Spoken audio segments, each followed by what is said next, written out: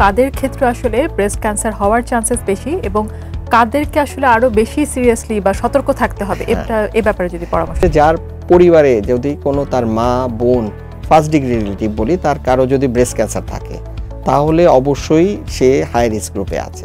এখানে অনেকের পরিবারে দেখা যায় হয়তো তার ব্রেস্ট ক্যান্সার ছিল না কিন্তু ব্রেস্ট টিউমার ছিল, ওনারাও কি আসলে এই রিস্ক গ্রুপের মধ্যে পড়েন কিনা?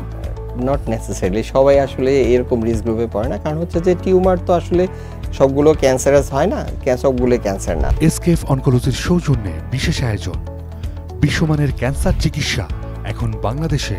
অতিথি ডক্টর সৈয়দ মোহাম্মদ আরিফুল ইসলাম, ক্যান্সার বিশেষজ্ঞ ও মেডিকেল অনকোলজিস্ট, কর্মীটোলা জেনারেল হসপিটাল।